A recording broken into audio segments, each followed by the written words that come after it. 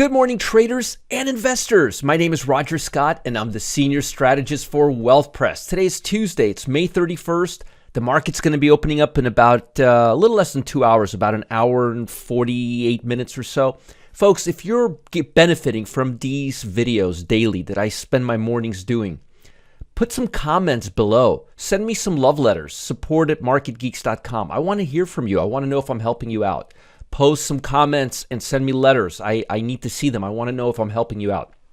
Anyhow, let's begin. Last day of the month.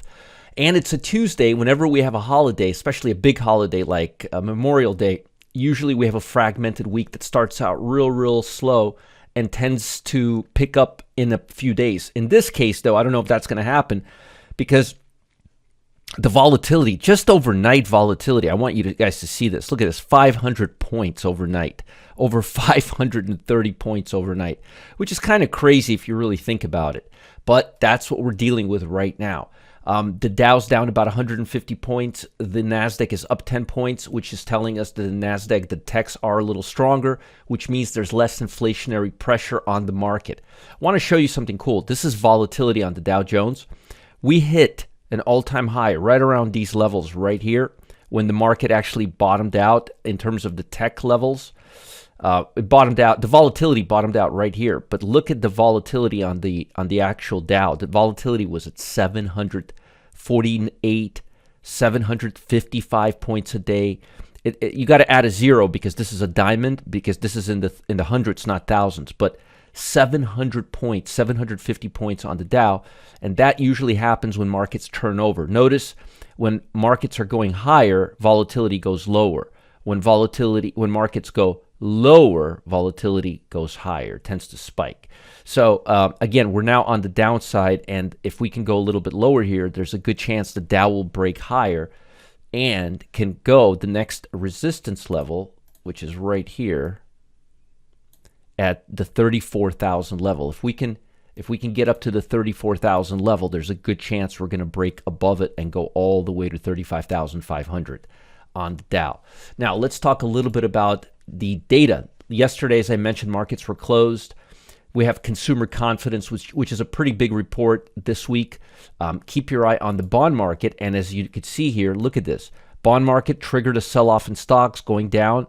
Now we're going higher. If we can break a little bit higher, it would be very positive for the stock market, and it would tell the stock market that we may be done with the inflationary pressure. As far as Fed data, consumer confidence, that's going to be big. That's coming out at 10.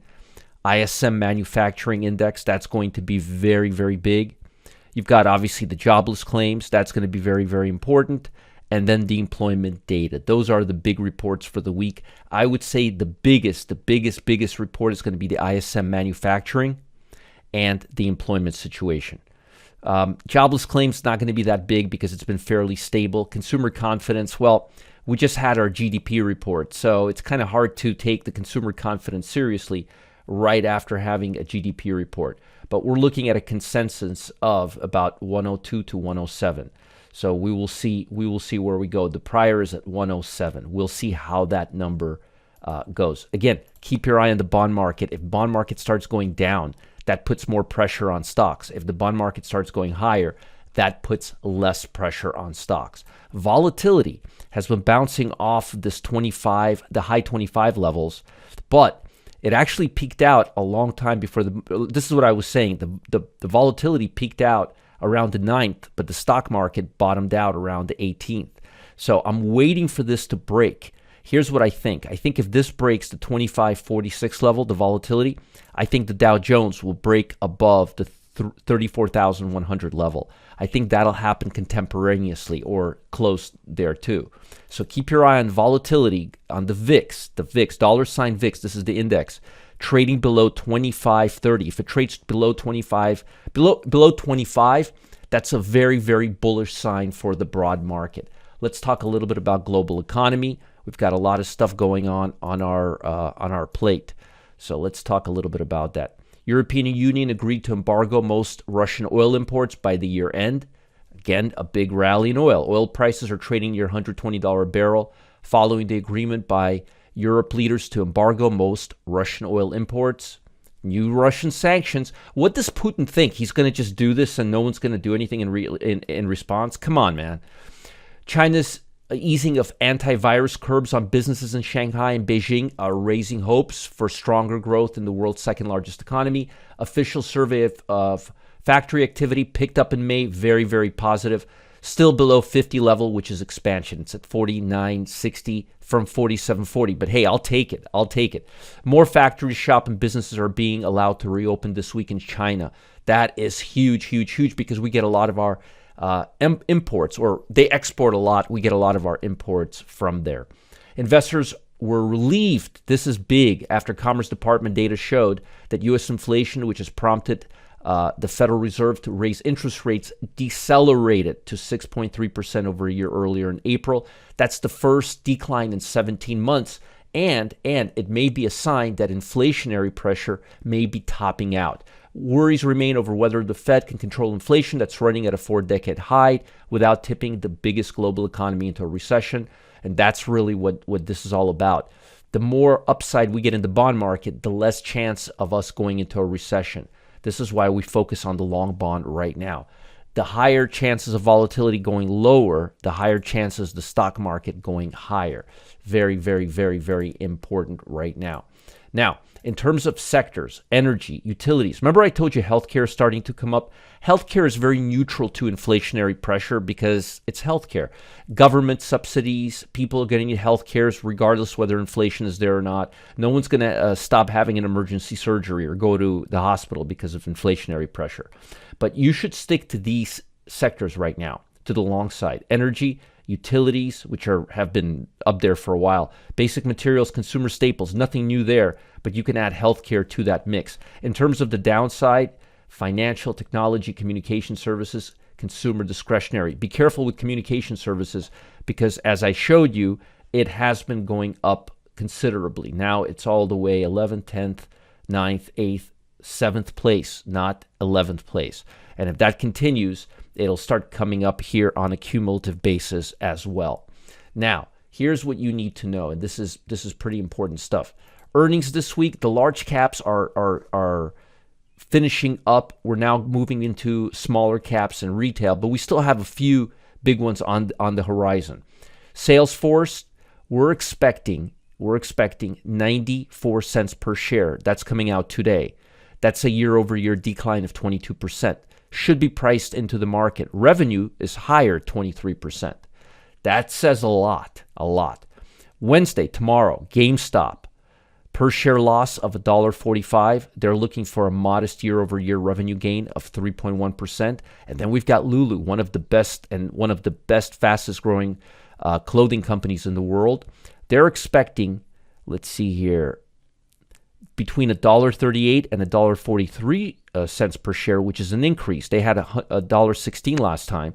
That would represent about 25% share growth, and they're looking at a revenue. So they're looking at $1.43, a revenue of $1.53 billion. So they're looking at about 23.3% year over year up in EPS, and about 1.5, about 27, so about 25% on average on their revenue, on their earnings per share. If that's the case, the stock should be moving higher.